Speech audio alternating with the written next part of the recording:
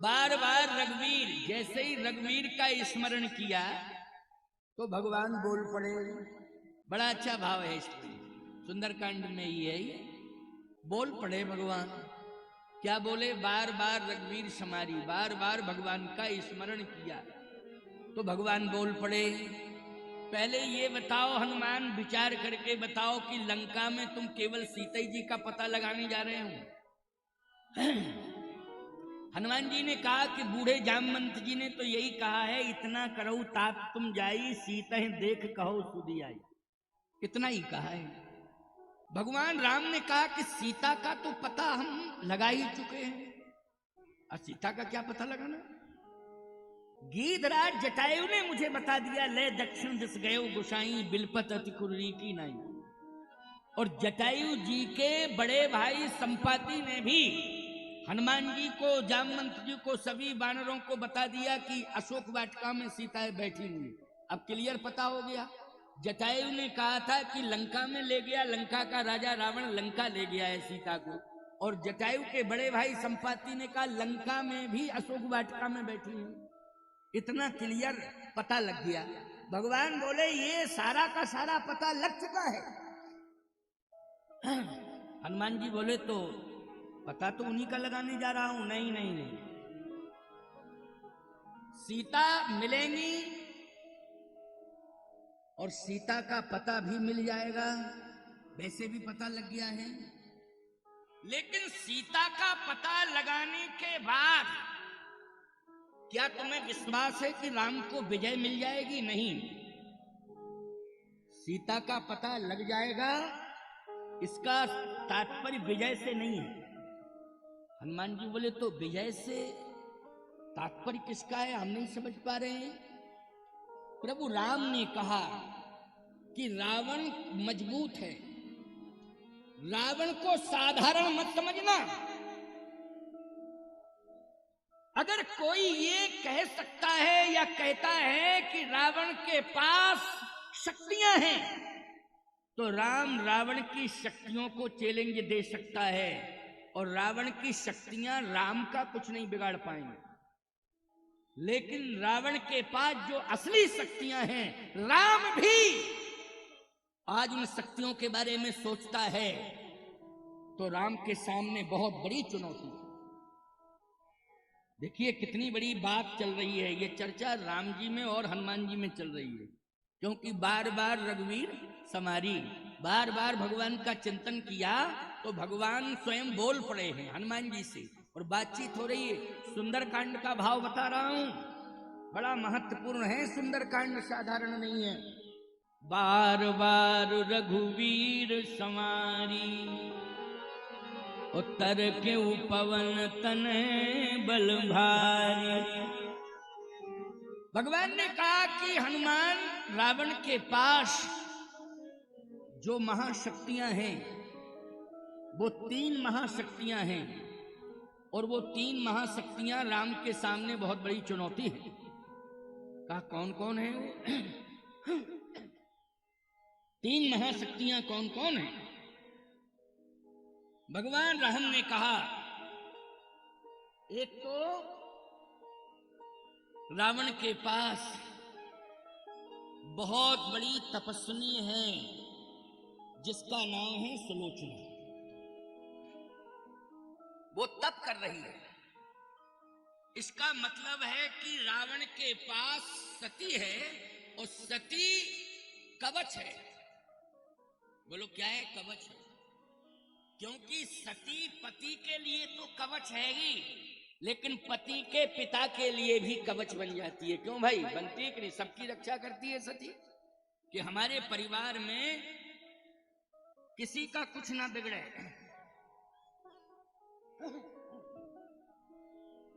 हमारे परिवार में किसी का कुछ ना बिगड़े, याद रखना। क्योंकि आज तो लोग आते ही जा रहे हैं, भीड़ बढ़ती ही जा रही है। चलो कोई बात नहीं, अच्छी बात है, ब्रह्मदेव भगवान की कृपा है, और वो कृपा प्रत्यक्ष रूप से बरस रही है ना। और यहां तो इतनी बड़ी कृपा ब्रह्मदेव भगवान की है कि चारों तरफ उन्हीं की जमीन जमीन है ना। ब्रह्मदेव भगवान की जमीन है चारों तरफ। चिंता नहीं करना है, इस बार मालूम चल गया है कि कितने भक्त हैं और कितने जिज्ञासु हैं राम कथा के।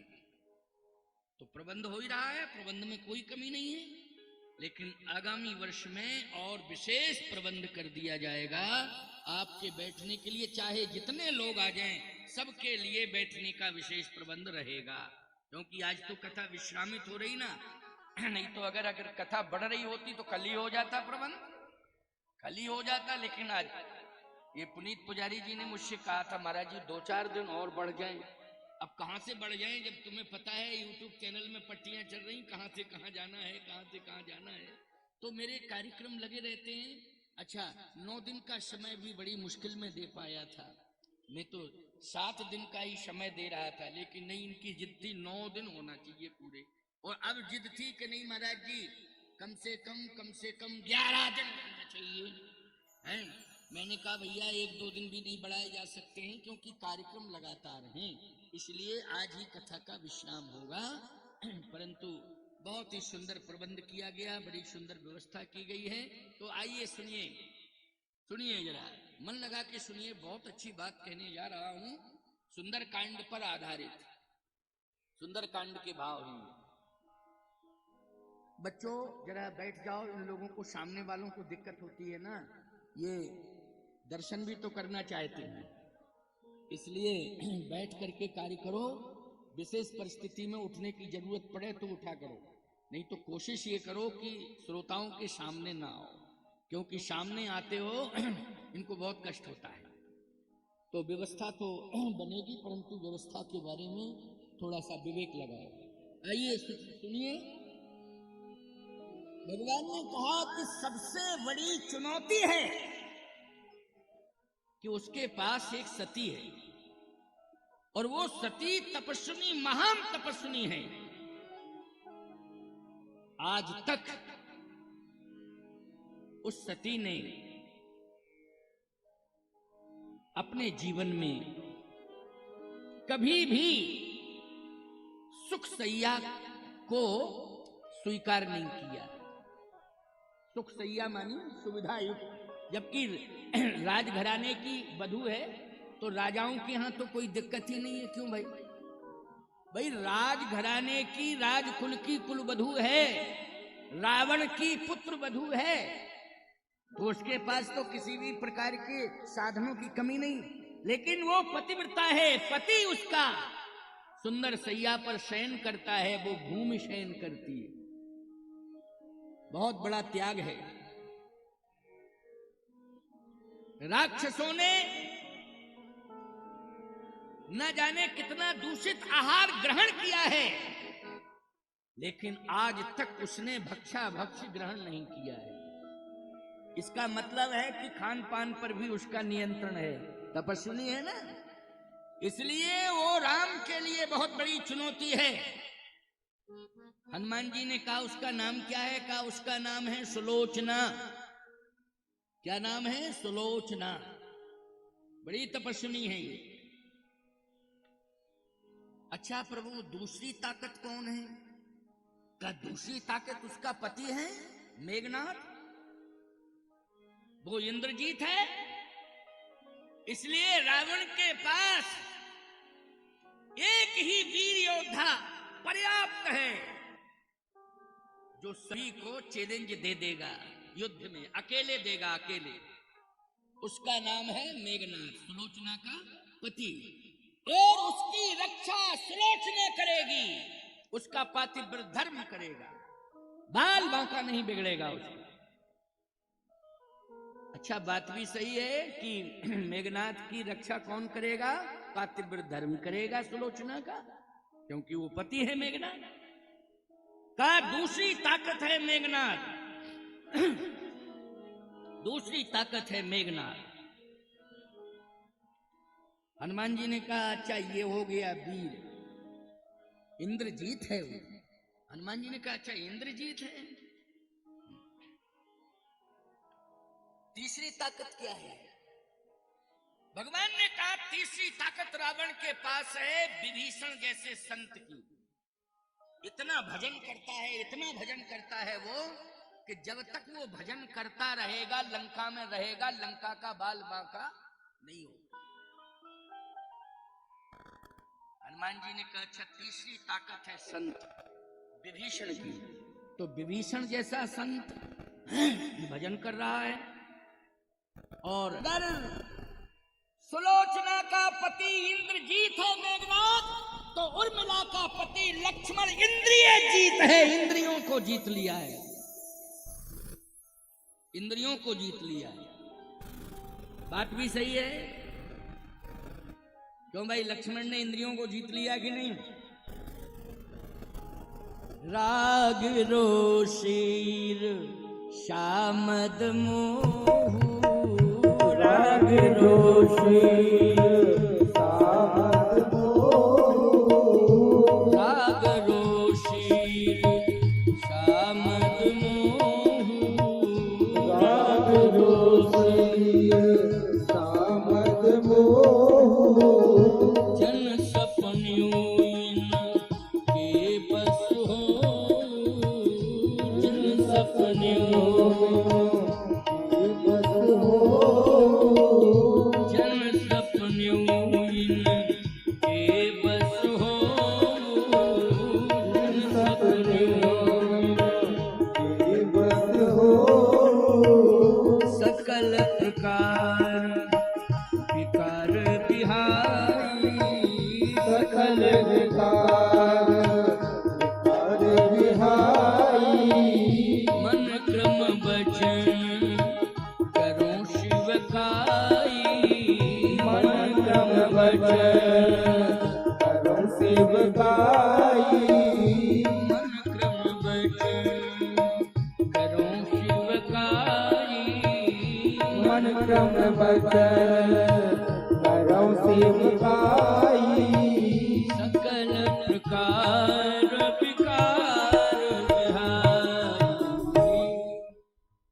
जितने प्रकार के विकार होते हैं उन संपूर्ण विकारों का परित्याग हो चुका है, और जन्म के साथ ही विकारों का परित्याग। ऐसा नहीं कि पहले विकार रहे हों फिर त्याग किया हो, नहीं नहीं, जन्म के साथ ही जब विकार हावी हुए हैं उसी समय लक्ष्मण को जब होश आया है और विकार हावी हुए हैं, तो लक्ष्मण ने पहले विकारों से ही युद्ध किया है।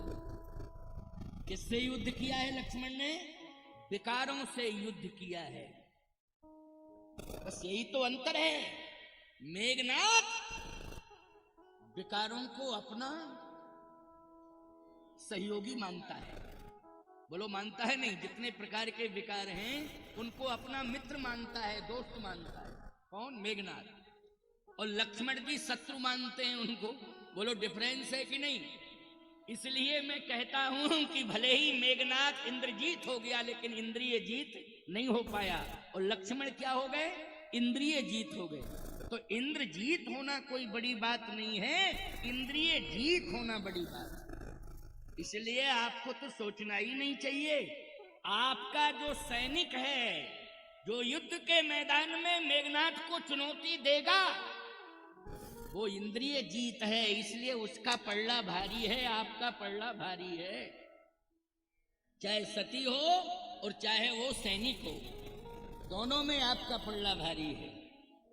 और यदि रावण के पास भजन करने वाला विभीषण जैसा संत है, तो आपके पास आपका सेवक हनुमंत है, जो भजन ही तो करता रहता है। भजन ही करता है। सुमिर पवन सुध पावन नामू, अपने बस कर राखे रामू। मैंने भजन के प्रभाव से ही आपको अपने बस में किया है। तो ये दास तो और भजन बढ़ाएगा। अब भजन आपने कह दिया तो अब भजन और बढ़ाऊंगा मैं, ज्यादा से ज्यादा भजन करूंगा अब मैं, क्योंकि आपको विजयश्री दिलवानी है ना। इसलिए भजन करने वाला विभीषण अगर लंका में है तो आपके पास भी हनुमान जैसा संत भजन करने वाला है। भजन और बढ़ेगा, भजन बढ़ेगा। आजकल क्या बतावें, भजन कम बढ़ रहा है, भजन ज्यादा बढ़ रहा है।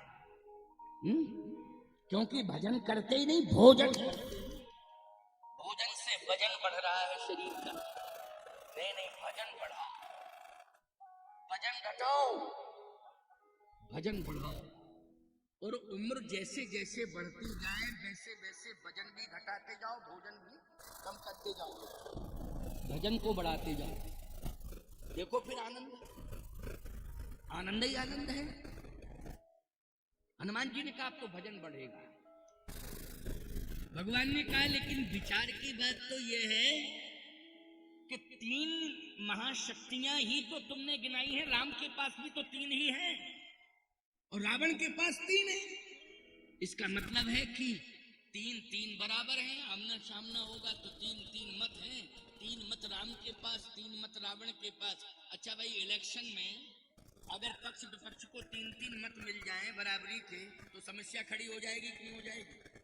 फिर तो पक्ष और विपक्ष एक वोट फोड़ने की कोशिश करेगा, किसी तरह से एक आ जावे, एक आ जावे। क्यों भाई? एक आ जाए काम बन जाएगा। एक की तलाश में सब रहेंगे। बोलो भाई, राम जी भी एक की तलाश में हैं कि एक हमें मिल जावे, एक की तलाश। रावण भी एक की तलाश में है कि सीता हमें मिल जावे। बोलो भाई, रावण भी किसकी तलाश में है? जल्दी बोलो। रावण भी एक की तलाश में है कि सीता हमें मिल जावे, और राम जी एक की तलाश में है कि संत विभीषण मुझे मिल जावे, संत विभीषण मुझे मिल जावे। रावण कहता है सीता मुझे मिल जाए और राम जी कहते हैं विभीषण मुझे मिल जाए, संत विभीषण मिल जाए। प्यारे, अगर एक मत का ही मैटर है, पूरी ताकत लगा रहा है रावण की सीता जो है मुझे मिल जाए।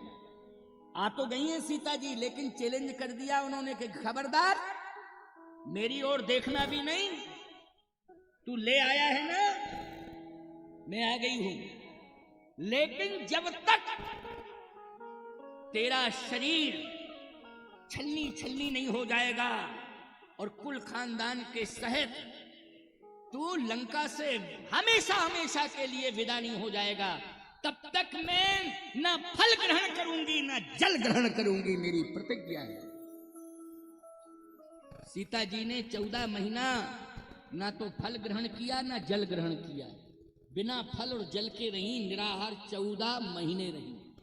बोलो भाई, और रावण ने पूरी कोशिश करी कि सीता मिल जाए, एक मत मिल जाता रावण को तो बोलो भाई राम जी पराजित हो जाते कि नहीं हो जाते। लेकिन नहीं नहीं, दोनों ही मत राम के ही हैं, सीता भी राम की हैं और विभीषण भी राम के हैं। बोलो है कि नहीं? दोनों ही लंका में हैं, याद रखना, दोनों ही लंका में हैं, लेकिन 2 मत रावण के हैं ही नहीं। रावण भ्रम में है, न सीता रावण की है और न विभीषण रावण का है। ये दोनों बोलो किसके हैं? राम के हैं, राम के हैं। लेकिन इन्हें समस्या ये है कि राम जी तक कौन लावे हैं। देखो भाई, एक बात बताएं, दुष्टों के बीच में तुम्हारा वोट फंसा हो तो लाने वाला भी तो हिम्मती होना चाहिए। क्यों भाई?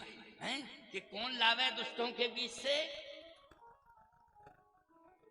हनुमान जी ने कहा कि आप आज्ञा करो।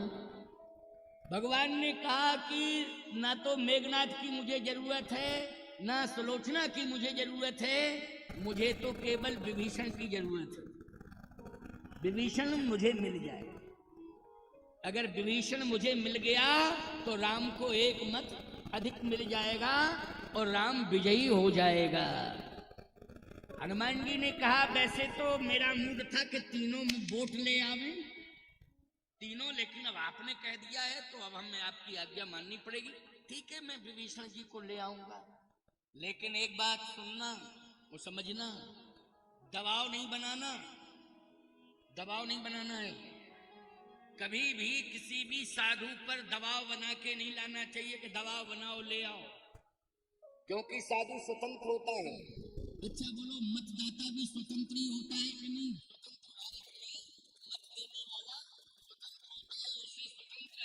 विवेकाधिकार है उसका कि उसका विवेक जो कहेगा वो करेगा, स्वतंत्र है वो। लेकिन कोई यदि के ऊपर और जबरदस्ती मत लेता है तो प्रजातंत्र की हत्या कर रहा है। सीधी सी बात। भगवान राम ने कहा कि मुझे ऐसा मत नहीं चाहिए कि दबाव में ले आओ। दबाव में यदि तुम मत को ले आओगे, चाहे वो संत मत ही क्यों ना हो, अगर प्रभावित करके दबाव बना करके विभीषण को मेरे पास लाओगे तो याद रखना ये राम की नीति के विरुद्ध है। राम की नीति के विरुद्ध है। राम तो उसे चाहता है जो राम को सहज में ही स्वीकार कर ले और राम के प्रति आस्था हो, श्रद्धा हो, तब राम स्वीकार करता है। पहले विभीषण की श्रद्धा देखना, विभीषण की इच्छा देखना क्या है।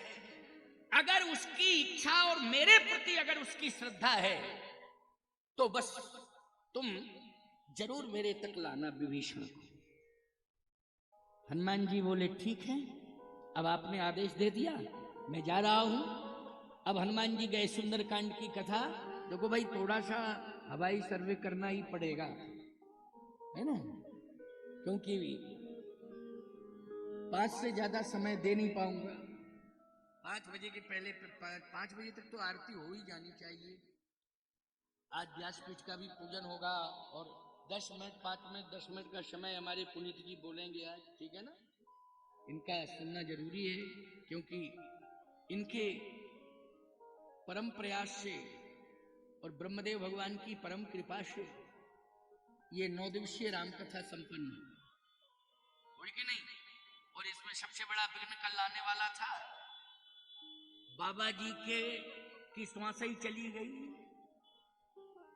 है, लेकिन देखा आपने चमत्कार, श्वास चली गई और श्वास आ गई और बाबा जी कह रहे कथा सुनाओ महाराज। क्या चमत्कार है ब्रह्मदेव भगवान का, सोचो जरा। यही प्रत्यक्ष चमत्कार है। वास्तव में ये कल की घटना आश्चर्यचकित कर देने वाली। ये अटैक था प्यारे, समझ लीजिए, अटैक था और खतरनाक अटैक था। इतना पसीना था उनके पृष्ठभाग में, हमने तो देखा है पसीने, ये लक्षण होते हैं ये सब। लेकिन भगवान की कृपा ब्रह्मदेव जी की कि वो, हमने कहा भी इनको होश आ गया, अब ले जाओ इनको चारपाई पे लिटा दो किसी कमरे में जाकर के, तो बोले नहीं पूरी कथा सुनूंगा। और पूरी कथा सुनी और घर में आराम से और अब डटे। देखो भाई, बारी श्वास ऐसी वापस लौटी कि श्वास ने वापस होकर के ऊर्जा और दे दी उनको, है ना। तो ये स्थान का प्रभाव है, इसलिए निर्विघ्न कथा, ये उत्सव निर्विघ्न संपन्न हुआ। उस दिन सीताराम जी के विवाह महामहोत्सव में एक विवाह हुआ और वो विवाह जो है कितने प्रेम से, कितने आनंद से संपन्न हुआ। पिछले बार भी शादियां हुई, कई जोड़ों की शादियां हुई और आगामी समय में और अधिक संख्या में शादी विवाह संपन्न होंगे ब्रह्मदेव भगवान के दरबार में। और एक बड़ा सुंदर शिक्षण संस्थान भी बनके तैयार हो जाएगा, जिसमें कि आज मैं मंच से पुनः इस बात का स्मरण दिला रहा हूं क्योंकि कल मैंने भूमि पूजन किया था, मेरे ही द्वारा भूमि पूजन हुआ। आज मैं स्मरण दिला रहा हूं आपको कि बहुत सुंदर शिक्षण संस्थान बनके तैयार होगा और मुझे लगता है कि 1 साल के अंदर, क्यों बन जाएगा ना, हाँ 1 साल के अंदर बनके तैयार हो जाएगा, जिसमें आपके क्षेत्र के बच्चों को विशेष लाभ प्राप्त होगा। ये पुनीत जी बड़ा ही पुनीत कार्य कर रहे हैं। जैसा नाम वैसा ही काम, समझ रहे हो, जैसा नाम वैसा ही काम। यशोदा जी से गोपियां शिकायत करती थी, कन्हैया तेरा बड़ा नटखटी है, बहुत नटखटी है, इतना नटखट करता रहता है, इतना नटखट करता रहता है। फिर बाद में कहती थी काम बहुत चमत्कारिक करता है, काम बहुत चमत्कारिक करता है, पता नहीं चलता है कि उसके अंदर क्या है। यशोदा मैया ने कहा तुम नहीं समझ पाओगी, हमारा कन्हैया साक्षात ब्रह्म है। तो कन्हैया तो ब्रह्म है, लेकिन इस पुनीत बालक के ऊपर ब्रह्मदेव की कृपा है, इसलिए ब्रह्मदेव की कृपा है तो बड़े से बड़े कार्य होंगे ही होंगे, इसमें संशय नहीं। क्योंकि देवता में बड़ी ताकत होती है भैया, बहुत बड़ी ताकत होती है देवता में। इसलिए देवता सिद्ध हो जावे और कृपा कर दे तो असंभव जितने कार्य होते हैं वो सब संभव हो जाते हैं। इसलिए आप सबको ये सौभाग्य प्राप्त हो रहा है।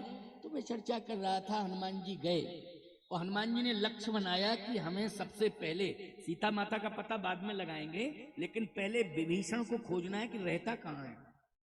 कौन? संत विभीषण। सुंदरकांड की कथा चल रही ना, तो मुझे विभीषण को खोजना है। अच्छा, हनुमान जी मंदिर मंदिर प्रतिकर शोधा। लोग कहते हैं महाराज मंदिर मंदिर ये सब क्या है? लंका में मंदिर ज्यादा बने थे, क्योंकि ये लंका रावण के लिए नहीं बनाई गई थी। ये लंका तो पार्वती जी को प्रसन्न करने के लिए भगवान शंकर ने प्रेरणा देकर के लंका बनवाई थी। और इस लंका को कुबेर ने और आदि आदि विश्वकर्मा आदि कुबेर और जितने भी धनपति थे देवता सब ने मिलकर के तैयार किया। क्यों? पार्वती जी की इच्छा थी। पार्वती जी की इच्छा क्या थी? बहुत समय हो गया कैलाश पर्वत पर बैठे बैठे, अरे कहीं और जगह भी तो ले चलो, भगवान ले चलो। तो भगवान शंकर ले आए पार्वती को स्मशान पर, मरघट पर। पार्वती बोली ये क्या कर रहे हो आप? भगवान शंकर बोले कैलाश से जब उतरता हूं, एक घर मेरा कैलाश है और दूसरा घर मेरा मरघट है। भाई तुम्हें कैलाश में अच्छा नहीं लगता तो मरघट में, ये भी हमारा घर है। पार्वती जी ने कहा आपके घर बड़े विचित्र हैं। भगवान शंकर बोले हाँ हमारे तो यही घर हैं। अगर तुम्हें घर की बाप को भेज देती कि घर देख के आओ,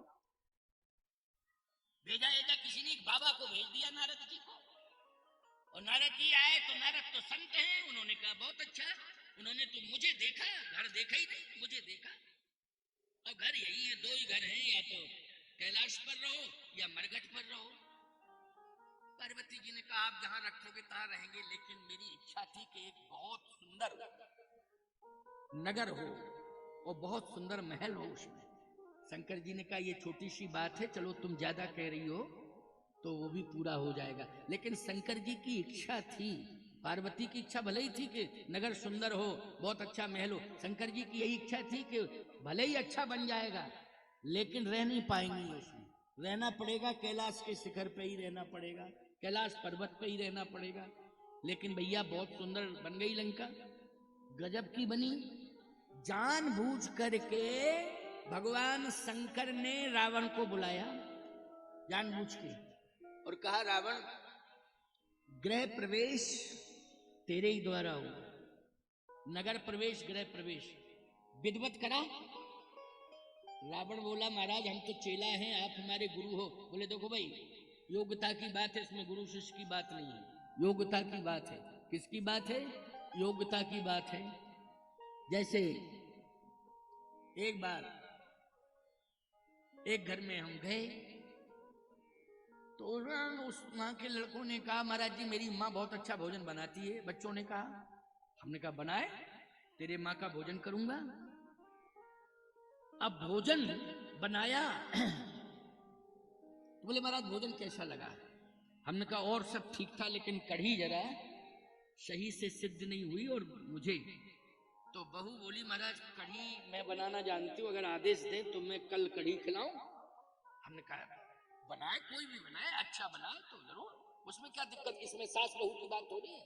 क्यों भाई, कोई किसी कार्य में विशेषज्ञ है तो भले ही बहू के स्थान पर बैठी हो, बहू के पद पर बैठी हो, लेकिन अच्छी है तो अच्छी है। मैंने कहा तू कढ़ी बना। आदेश मिल गया, वाकई उसने बहुत सुंदर पीताम्बरी, हमारे यहाँ साधुओं में पीताम्बरी कहते हैं, तुम लोग कढ़ी कहते हो, हम लोग कहते हैं पीताम्बरी। साधु संत लोग जिस दिन हम लोगों के यहाँ विदाई होती है ना, विदाई, तो उस समय कहते हैं संत के कड़ी बनवाओ पीताम्बरी। क्यों? बोले कड़ी पकौड़ी बेसन की, रास्ता पकड़ो टेशन की। ये साधुओं के भाई अपने आनंद के वाक्य हैं, समझ गए हो कि नहीं? हम लोग आनंद लेते रहते हैं साधु संत, तो कड़ी की बड़ी विशेषता है, पीताम्बरी सिद्ध हुई साहब, बहुत अच्छा लगा। तो विशेषज्ञ कौन है? रावण था। शंकर जी ने कहा कि नहीं, गुरु शिष्य की बात नहीं, तू ही कराएगा ये पूजन, और तू ही गृह प्रवेश, नगर प्रवेश का मुहूर्त सुंदर बता और उसमें विधिवत पूजन करा। रावण आ गया। शंकर जी की खुद इच्छा थी रावण को बुलाने की, प्रेरणा दी। अच्छा, एक बात आपको और बता दें, रावण अगर लंका नहीं पाता तो अभिमानी नहीं बनता। आपको सत्य बता रहा, अभिमानी नहीं बनता।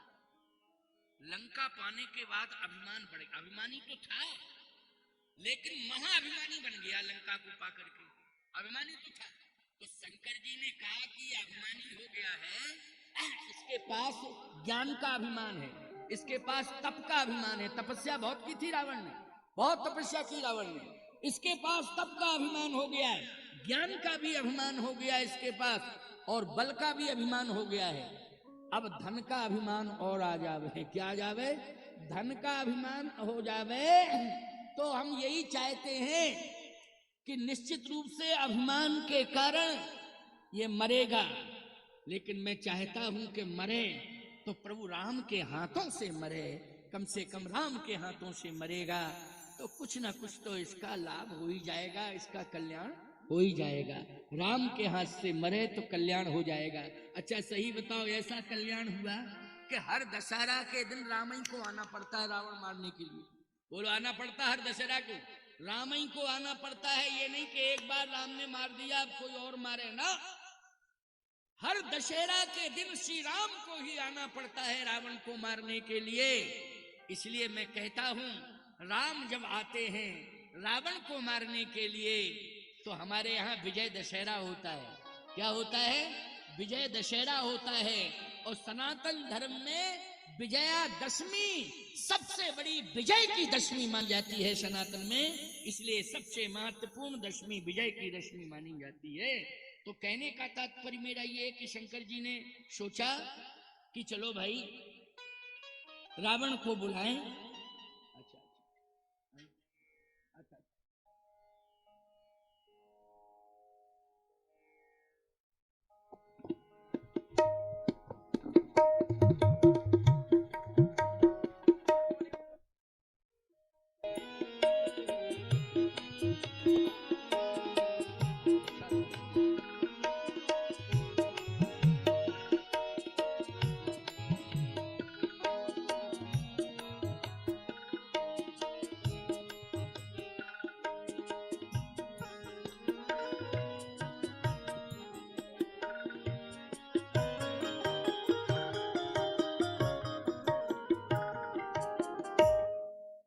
तो रावण आया। अब रावण ने जैसे ही विधिवत वो कार्यक्रम संपन्न कराया, नगर प्रवेश वाला, भगवान शंकर प्रसन्न हो गए। कहा मेरी पार्वती की इच्छा के अनुसार बना है ये, इसलिए मैं तुझे तेरे मन की दक्षिणा दूंगा। तेरे मन, जो तेरा मन हो मांग ले। रावण ने कहा मन की दक्षिणा? रावण बोला सबसे अच्छा हमें यही लंका नगर लग रहा है, अगर देना है तो मन की दक्षिणा जो है इसी को दे, इसी को दे दो। तो बड़े बड़े नाथ महलों में बैठे हुए हैं, लेकिन मैं कैलाश के खुले आसमान पर बैठा हूं पार्वती, इसके बाद भी विश्वनाथ हूं। संसार में तमाम माताएं होंगी, लेकिन तुम जगत जननी का सम्मान प्राप्त करोगी। तुम्हें सारी दुनिया जगत जननी कहेगी। क्या कहेगी? जगत जननी, जगत की माता हो। बस यही सबसे बड़ी उपलब्धि है, यही उपलब्धि है। रावण के लिए लंका नहीं बनी थी, शिव जी के लिए बनी थी। तो ज्यादा मंदिर होंगे कि नहीं होंगे? बोलो भाई, नक्शे में क्या होंगे? मंदिर। लेकिन रावण ने राक्षसों को बैठा दिया और मूर्तियों के बारे में कह दिया कि इनको बैठा रहने दो, कोई पूजा नहीं करेगा। रो, रोने दो इनको। मूर्तियां रो रही हैं, राक्षस सो रहे हैं। हनुमान जी ने कहा बहुत ही खराब दशा है लंका की। मंदिर में इसलिए जा रहे हैं हनुमान जी, क्योंकि मंदिर में ही तो साधु रहते हैं।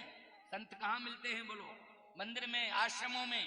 लेकिन वहां तो देखे जाता अगणित योद्धा, बड़े बड़े दुराधर्ष आताताई राक्षस लेटे हुए। हनुमान जी ने कहा बड़ी खराब दुर्दशा है, लेकिन जिसे तलाश रहे वो नहीं मिल रहा है। कौन? बोले विभीषण नहीं मिल रहा है, विभीषण मिले उसकी तलाश है। आपको एक बात बताऊं कि विभीषण जिस मंदिर की पूजा करता है, रावण ने वहां प्रतिबंध बिल्कुल नहीं लगाया। क्यों नहीं लगाया प्रतिबंध? क्योंकि विभीषण नृसिंह भगवान की पूजा करता है, नृसिंह भगवान की, समझ गए हो कि नहीं? और नृसिंह भगवान का अवतार कौन है? आवेशा अवतार, विष्णुम ज्वलंतम सर्वतोमुखम। इसलिए रावण कहता है विभीषण और देवताओं की चिंता नहीं, नृसिंह भगवान को तुम संभालना, और तुम ही संभाल सकते हो, इसलिए पूजा में कोई त्रुटि नहीं आनी चाहिए, संभालो। अच्छा, हनुमान जी भी लंका में गए तो लंक ही चले सुमिर नरहरि। नरहरि, नरहरि कहते हैं नृसिंह भगवान को। हनुमान जी ने कहा संत कहाँ रहता है? संत समझ में ही नहीं आ रहा। विभीषण लगता है कि चला तो नहीं गया, आतंक से भयभीत होकर के भाग गया हो, लेकिन नहीं। भवन के पुनि दीख सुहावा,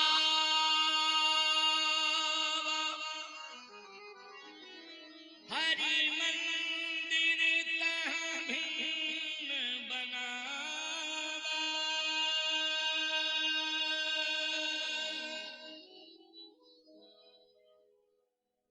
हरि मंदिर तहाँ भिन्न बनावा। बस समझ गए हनुमान जी, यहां निश्चित रूप से विभीषण जैसे संत ही रहते होंगे, विभीषण जैसे संत होंगे अवश्य, क्योंकि हरि मंदिर था भिन्न बनावा। दूसरा प्रमाण क्या है? आगे बढ़े। रामायुध अंकित ग्रहे शोभा बरनि न जाय, नव तुलसी का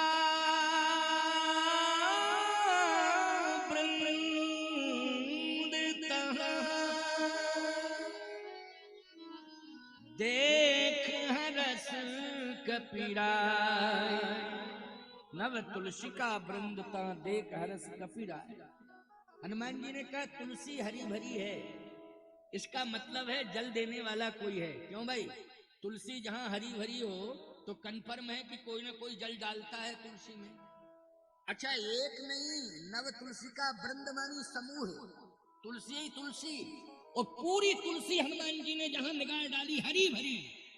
हनुमान जी ने कहा निश्चित साधु रहता है, संत रहता है, विभीषण ही होगा।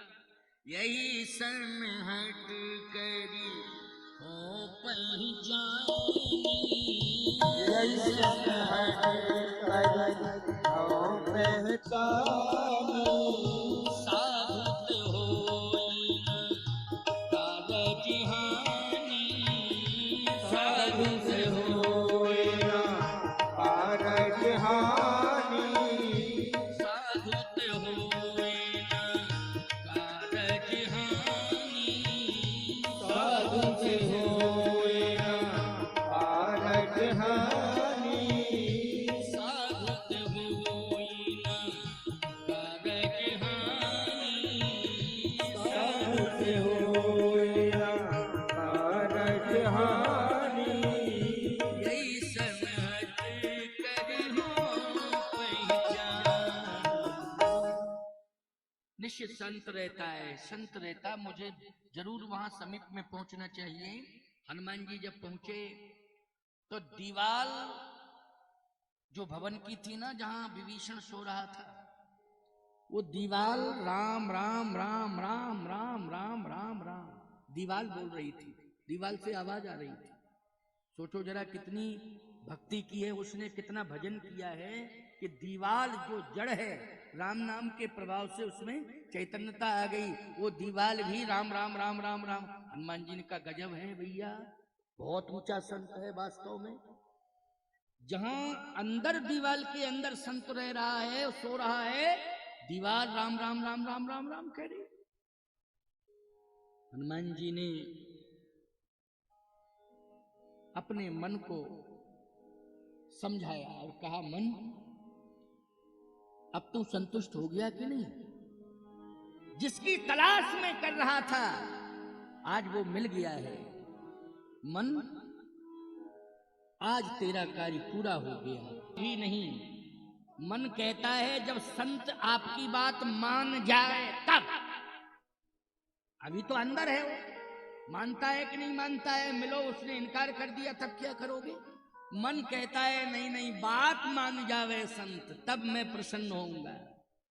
हनुमान जी ने कहा वो भी कोशिश करता हूं। हनुमान जी राम राम राम राम राम राम राम राम राम राम राम राम बड़ी जोर जोर से कहने लगे, राम राम राम राम। सुनत विभीषण उठते ही आए। विभीषण ने कहा, अरे लंका में राम राम कहने वाला कौन आ गया? मेरे अलावा तो कोई लंका में राम राम कहता ही नहीं था, लेकिन कौन आया? विभीषण जी तुरंत ही उठ के आए, अंदर से बाहर। जैसे ही अंदर से बाहर आए, बहुत ही बढ़िया बात है, सुनो, बहुत ध्यान से सुनना।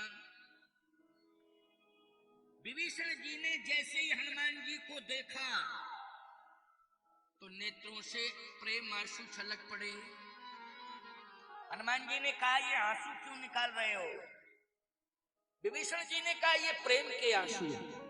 वो आपको देख करके मेरे प्रेम के आंसू निकले। मुझ में क्या ऐसी विशेषता है? कहा विशेषता यही है कि भेष बदल करके भगवान आ गए। आज मेरा भजन सफल हो गया है, क्योंकि भेष बदल करके मेरे सामने भगवान खड़ा है। ये की तुम राम दीन अनुराग,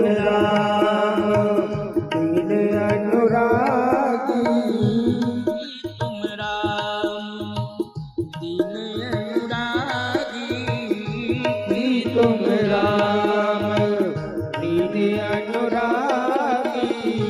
आयो मोहे करन बड़ भागी, आयो मोहे करन भागी, आयो मोहि करन बड़ भागी, आयो मोहे करन बड़ भागी। तुम राम दीन अनुराग। आप राम हैं, भेष बदल के आए। इस दीन पर आपकी बड़ी कृपा हो गई है, इसलिए प्रभु मुझे स्वीकार करो, स्वीकार करो। और जैसे ही चरण पकड़ने की कोशिश की, हनुमान जी ने रोका, नहीं नहीं, मैं सत्य कहता हूं, मैं राम नहीं हूं, मैं राम नहीं हूं। तो फिर विभीषण जी ने कहा, आप राम नहीं है तो राम के दास हैं। कि तुम हरिदासन मह कोई, मोरे हृदय प्रियस होई। आप राम नहीं है तो आप राम के दास हैं। हनुमान जी ने कहा, नहीं, मैं राम का दास भी नहीं हूं, मैं राम नहीं हूं ना राम का दास हूं। विभीषण जी ने कहा, फिर कौन है आप? हनुमान जी ने कहा कि मैं प्रभु राम के दासों का दास, दासानुदास हूं। मतलब सीधी सी बात है, आप राम के दास हैं, मैं आपका दास हूं। ये है दीनता की पराकाष्ठा, समझ गए हो ना? ये दैन्यता की पराकाष्ठा है प्यारे। इसलिए वो हनुमान है, जो सबका सम्मान करे वही हनुमान होता है प्यारे। जो सबका सम्मान करे वही हनुमान होता है, वही हनुमान होता है आज। और जो सबका अपमान करे वही अभिमान होता है। जो सबका अपमान करे वो अभिमान होता है, और जो सबका सम्मान करे वो हनुमान होता है, वो हनुमान होता है। इसलिए अपमान मत करो, बन सके तो सम्मान करो, और नहीं तो अपमान तो करो ही नहीं करना चाहिए। आइए मेरी बात को सुनिए। विभीषण जी ने कहा कि इस भाषा का प्रयोग साधारण नहीं कर सकता है। पहले आप ये बताओ, आपको प्रभु राम ने ही भेजा है ना? हनुमान जी बोले, भेजा तो प्रभु राम ने ही।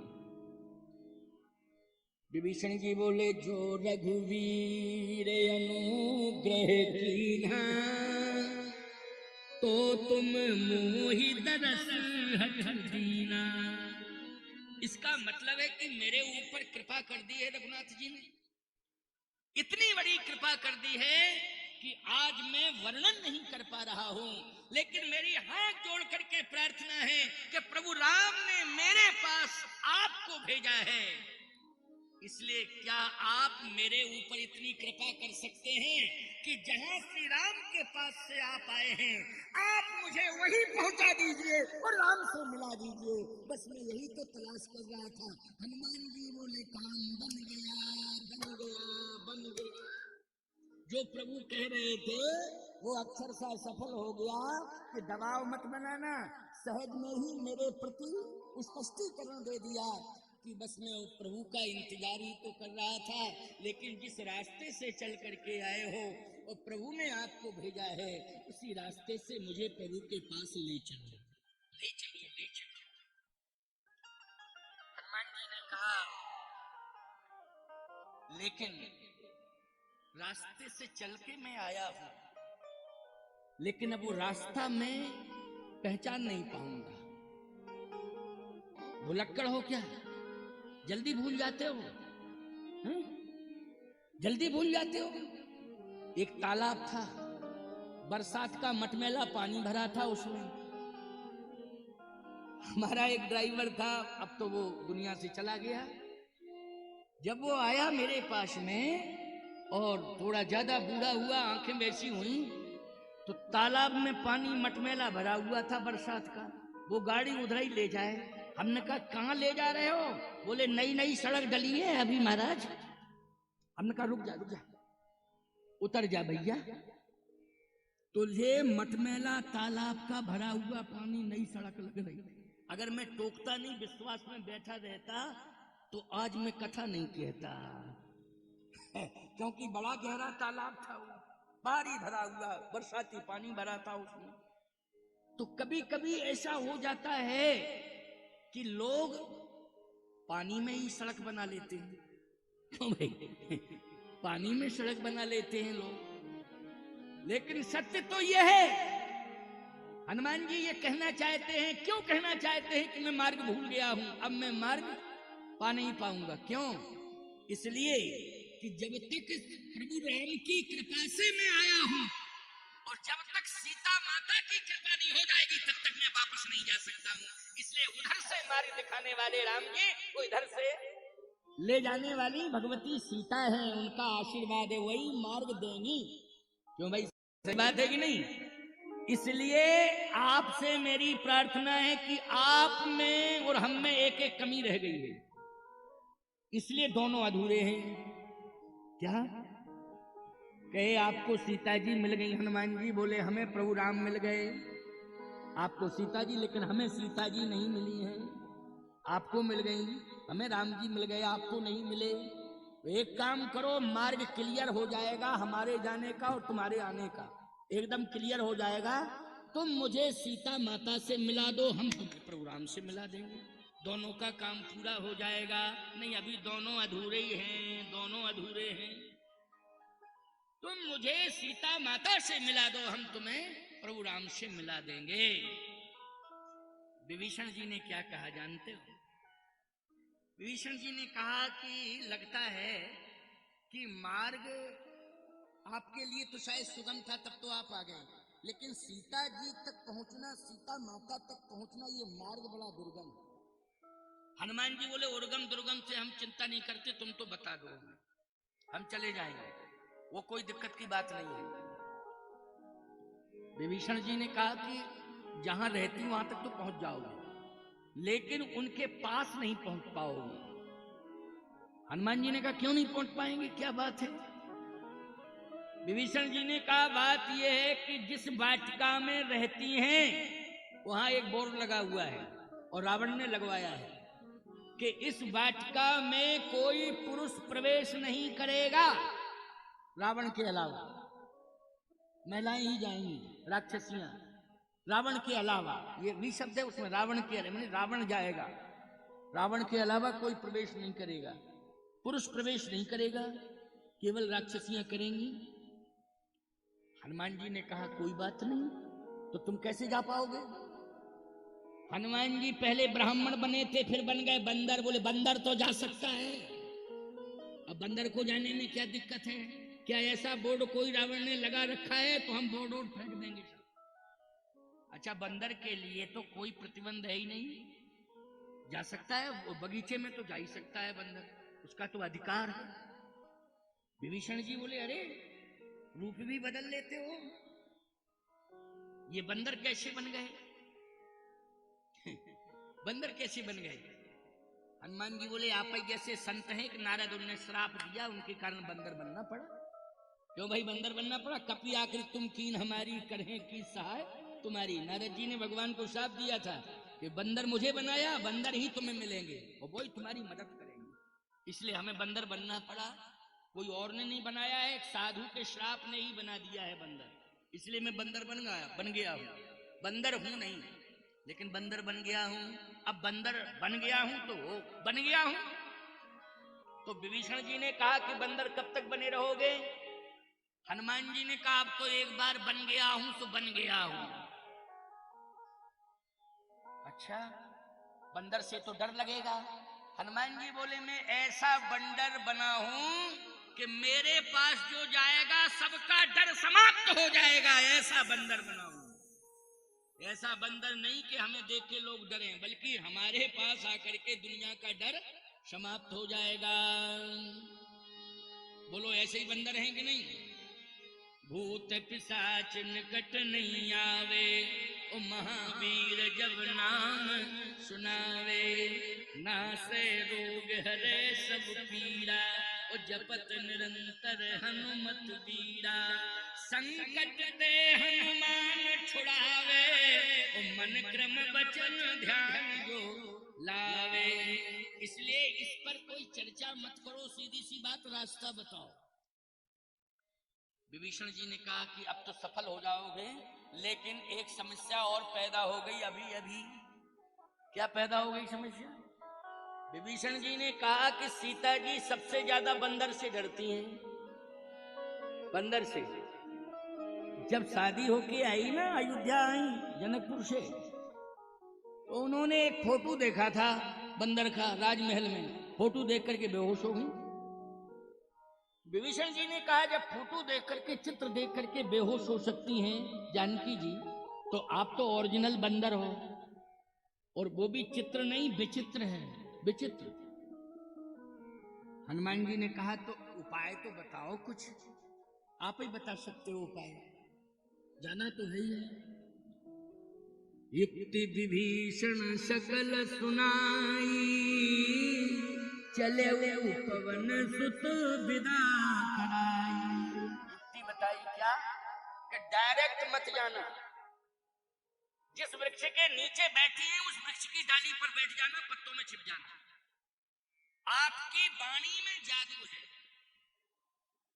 आपने वाणी से जो मुझे राम का नाम, राम की कथा सुनाई, तब हनुमंत कही सब राम कथा निज नाम।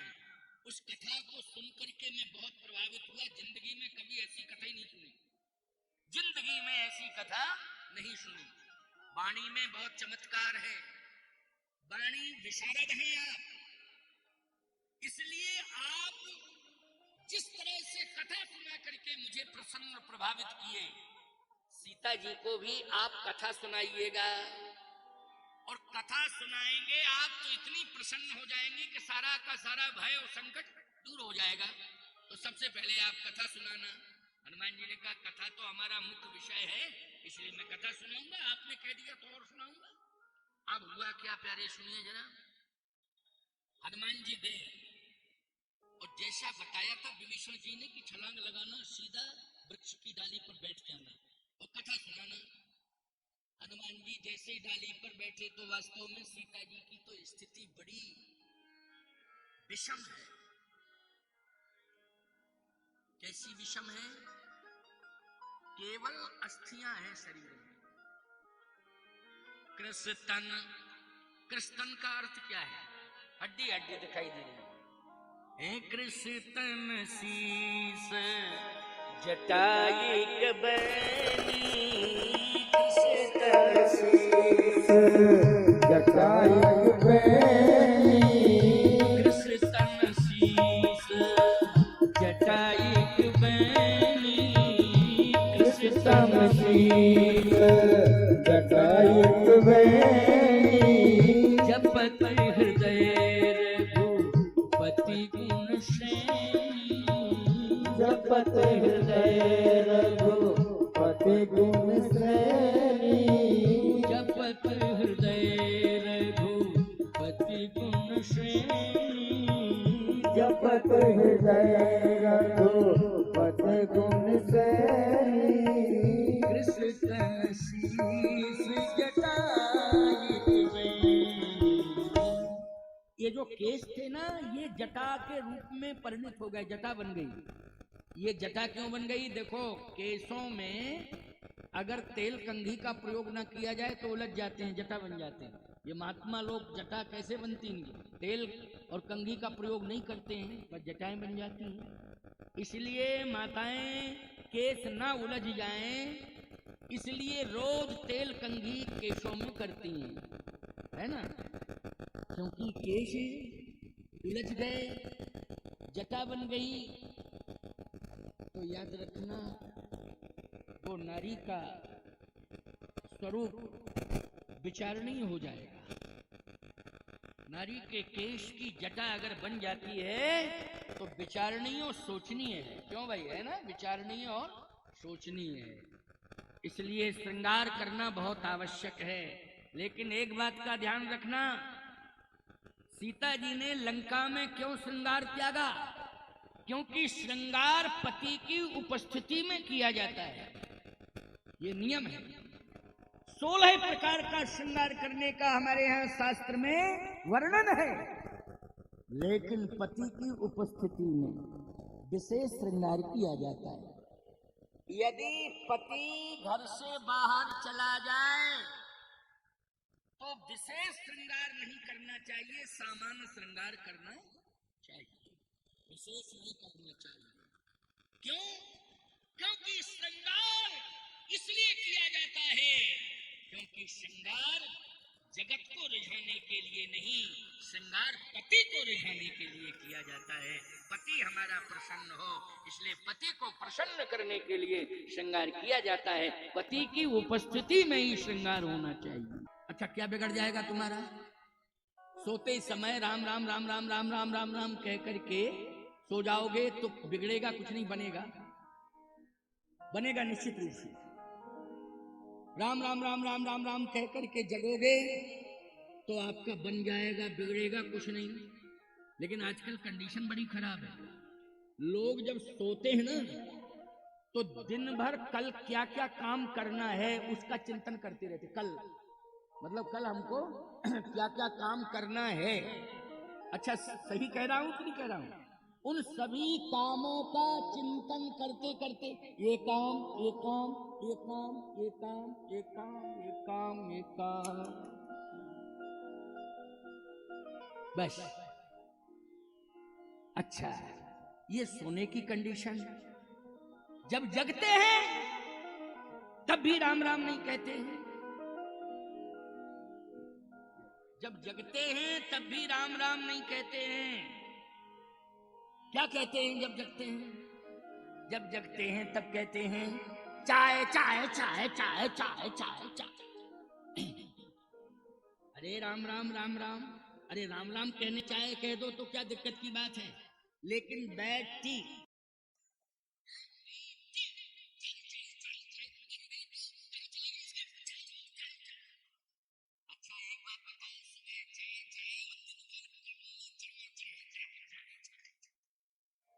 पूरा दिन निकल गया, ऐसे ही चाय चाय चाय चाय में सारा दिन चला गया। धन तो कमाया लेकिन शांति को गमाया। यही हो रहा है ना, धन तो कमाया लेकिन शांति को गमाया। मैं कहता हूं शांति कब आती है? जब व्यक्ति निरंतर काम करते हुए राम से जुड़ा रहता है तो धन भी आता है और शांति भी रहती है। धन भी आता है और शांति भी रहती है। काम करिए लेकिन राम को मत भूलिए। काम करिए, राम को मत भूलिए। कोई दिक्कत है? वो काम जो है आपको अशांति नहीं दे पाएगा, वो शांति देगा। ये मैंने मंत्र नहीं, महामंत्र बता दिया है आपके लिए। अब मानना न मानना ये आपकी बात है। मान रहे हैं आप कि नहीं मान रहे हैं ये आप जानिए, आपका काम जानिए, लेकिन मैंने बता दिया आपको। अब आप सुनते जाइए जरा। बैठ जाओ बेटा, बैठ जाओ। देखो चिल्लाने लगते हैं लोग पीछे से ना, तुमको दिखाई नहीं देता है, तो बैठ जाओ। बैठे बैठे ये बढ़िया व्यवस्था हो रही है प्रसाद की, क्योंकि प्रसाद बटेगा, बहुत भीड़ भाड़ है, ज़्यादा भीड़ है, तो प्रसाद सब लेके ही जाना, बिना प्रसाद के कोई नहीं जाएगा। परंतु सुनने वालों को थोड़ा सा सुनने के लिए मौका दिया जाए, तो आइए सुनिए जरा। ऐसे व्यवस्था बनाना तो आवश्यक होता है, परंतु व्यवस्था बनाई जाए, परंतु थोड़ा सा श्रोताओं को दिक्कत ना हो, इस विचार से व्यवस्था बनाई जाए। और व्यवस्थापक तो बहुत ही अच्छे हैं, क्योंकि ब्रह्मदेव के दरबार के भक्त हैं तो वो तो अनुशासित हैं और सेवा भावी हैं। इतना बड़ा कार्य सब संभाल रहे हैं, वही सब संभाल रहे हैं। सेवा जो दे रहे हैं सेवादार, जो ब्रह्मदेव दरबार के भक्त हैं वो सेवादार ऐसी बढ़िया मन से सेवा कर रहे हैं कि वह आनंद ही आनंद बरसेगा, आनंद ही आनंद बरसेगा, परमानंद रहेगा। आइए सुनिए। हनुमान जी महाराज श्री जानकी जी की वो दशा देख करके परम दुखी हो गए, और सीता जी के मुख से एक ही शब्द निकल रहा है कि या तो प्रभु आप आ जाओ, हे स्वामी आ जाओ, या फिर मौत को भेज दो, वरना मैं लंका में रहूंगी नहीं। आंसू गिरते गिरते गिरते गिरते एकदम बोल पड़ी, ए सुनिए विनय मम बिटप अशोका, सुनिए विनय मम बिटप अशोका, सुनिए विनय मम बिटप अशोका, सुनिए विनय मम बिटप अशोका, सतनाम करो हरु मम शोका, सतनाम करो हरु मम शोका, सतनाम करो हरु मम शोका, सतनाम करो हरु मम शोका, सुनिए विनय मम बिटप अशोका, सुनिए विनय मम बिटप अशोका, सतनाम करो हरु मम शोका। हनुमान जी ने कहा, अरे वृक्ष से कह रही है, ये मेरी माँ को क्या हो गया है? वृक्ष से कह रही है, वृक्ष क्या शोक का अंत कर सकता है? निश्चित रूप से दुख ज्यादा हो रहा है, मां सह नहीं पा रही है। इसके बाद जब थोड़ी देर में वृक्ष ने भी कुछ नहीं कहा, तो आकाश की ओर देखा, उसमें तारे टिमटिमा रहे थे। कौन टिमटिमा रहे थे? तारे। सीता जी ने कहा, तुम आग का अंगार बन करके मेरे ऊपर गिर जाओ और मुझे जला करके भस्मीभूत कर दो। देखियत प्रगट गगन अंगारा, देखियत प्रगट गगन अंगारा, देखियत प्रगट गगन अंगारा, देखियत प्रगट गगन अंगारा, अवनि नयावत ये गौतारा, नयावत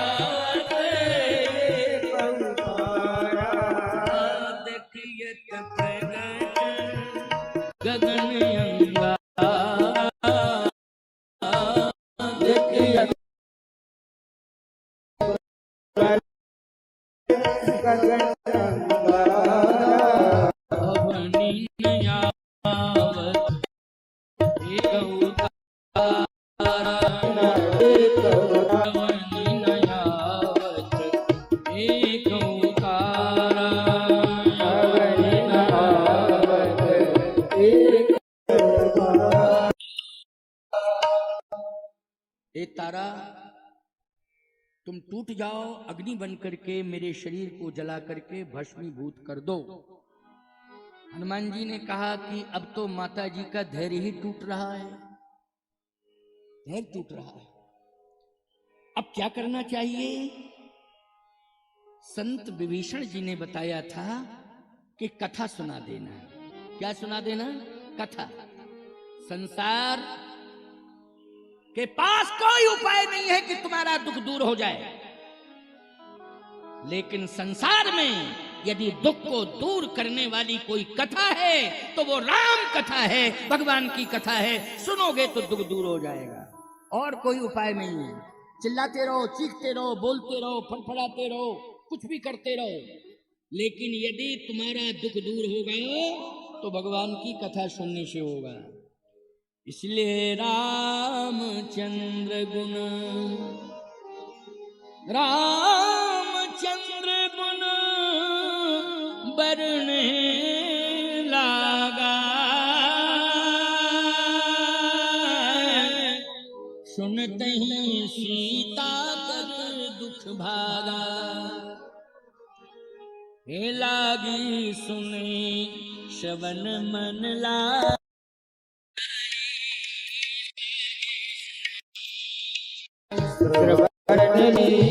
लागी सुने श्रवण मन लाई, लागी सुनै श्रवण मन लाई। आदित्य शव कथा सुनाई, आदित्य सब कथा सुनाई। आदित्य शव कथा सुनाई, आदित्य सब कथा सुनाई।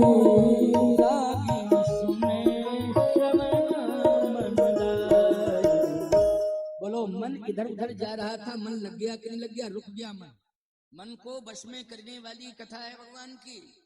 ये मन चंचल है, चंचलम ही मनः कृष्णा। ये मन से बड़ा चंचलत्व किसी के अंदर नहीं है, इसमें चंचलत्व भरा हुआ है, ये बहुत चंचल है। जब भगवान के सामने चंचल हो सकता है तो ये तो संसार है, लेकिन वश में यदि होगा तो लागी सुने श्रवण मन, आदि होते शब कथा सुनाई। कथा सुनने से ही मन वश में होगा। मन वश में हो गया, कथा सुनने लगी, दुख दूर हो गया। कहती हैं भैया बहुत सुंदर कथा है, बहुत सुंदर कथा है। कथा सुनाने वाला मेरे सामने क्यों नहीं आ रहा है? हनुमान जी बोले कथा ही कथा सुंदर है, सुनाने वाला तो बंदर है, और बंदर से आप डरती हो। अब आप ही बताओ, हम तो सत्य बोलते हैं, साफ साफ बोलते हैं, सुनाने वाला बंदर है, कथा ही कथा सुंदर है। अब आप बताइए तो मैं आऊं। श्री जानकी जी ने कहा कि हमें रूप से कुछ लेना देना नहीं है। रूप चाहे जैसा हो, सुंदर हो चाहे बंदर हो, चाहे जैसा हो, गोरा हो, काला हो, सांवला हो, ऐसा भी हो, नहीं नहीं, रूप से मतलब नहीं। श्री जानकी जी ने कहा कि ऐसी कथा मैंने ना तो जनकपुर में सुनी, ना अवधपुर में सुनी, ना चित्रकूट में सुनी, जो कथा मैं तुम्हारे मुख से लंका में सुन रही हूं। इसलिए तुम्हारे जैसा आचरणवान और तुम्हारे जैसा आचरण करने वाला संसार में कोई दूसरा नहीं है, इसलिए तुम सबसे सुंदर हो। जिसका आचरण सुंदर है वही सुंदर है, जिसका आचरण सुंदर है वही सुंदर है। इसलिए मेरे सामने आ जाओ। और वास्तव में हनुमान जी जैसा आचरण, जितेंद्रियम बुद्धिमताम वरिष्ठम, हनुमान जी जैसा कोई जितेंद्रिय नहीं है, हनुमान जी जैसा कोई चरित्रवान नहीं है, हनुमान जी जैसा कोई यशवान नहीं है, हनुमान जी जैसा कोई गुणवान नहीं है। हनुमान जी तो हनुमान जी हैं। अब सीता माता के सामने हनुमान जी प्रकट हो गए। पहुंच गए। बहुत लंबी कथा है प्यारे, क्योंकि अभी लंका कांड उत्तर कांड और समय बहुत कम बचा हुआ है। तो वार्ता हुई और वार्ता में हनुमान जी ने श्री जानकी जी से कहा है कि कछुक दिवस जननी धर धीरा, आपको थोड़ा धैर्य धारण करना पड़ेगा। तो कपिन सहित आई हैं रघुवीरा, निश्चर मार तो ले गई हैं, त्योपुर नारद आदि जस गई है। आदि आदि कहकर के समझाया। लेकिन बात यह है कि अगर विभीषण जी को अपने साथ में हनुमान जी ले जाते तो याद रखना ये चर्चा होती कि विभीषण के ऊपर बहुत बड़ा दबाव बनाया था, इसलिए हनुमान को भेज करके बुलाया। एक बात आ जाती, अगर सीता जी को हनुमान जी ले जाते तो लोग कहते राम में ये ताकत नहीं थी, इसलिए हनुमान जी को भेजा और हनुमान जी लेके आए। नहीं तो ताकत थी तो राम जाते। हनुमान जी महाराज कहते मेरे प्रभु राम को यश मिले, मैं यश नहीं चाहता हूं, मेरे प्रभु को, मेरे स्वामी को यश मिले, इसलिए मैया कछुक दिवस जननी धर धीरा, कपिन सहित आई है रघुवीरा, निश्चर मार तो ही ले गई है। तो यश किसे दिलाना चाहते हैं, जल्दी बोलो। यश दिलाना चाहते हैं किसे? बोले यश तो प्रभु राम को दिलाना चाहते हैं हनुमान जी, इसलिए धैर्य धारण करने की बात कही। आइए सुनिए, सीता जी समझ गई। विभीषण जी से भी कहीं ना कहीं ये संकेत में हनुमान जी ने कह ही दिया कि देखो हमारे स्वामी राम ये नहीं चाहते हैं कि मैं लंका का विनाश कर दूं, लेकिन रावण को मैंने तो समझाया है, परंतु मेरी बात तो समझ में नहीं आई है। शायद तुम भाई हो, एक बार समझाने का प्रयास करो। अगर नहीं समझ में आता है तो उसी दिन लंका का त्याग कर देना और प्रभु के पास चले आना, हम तुम्हें प्रभु चरणों से जोड़ेंगे, ये मैं वचन देता हूं, ये मैं वचन देता हूं। प्यारे हनुमान जी कह के चले गए।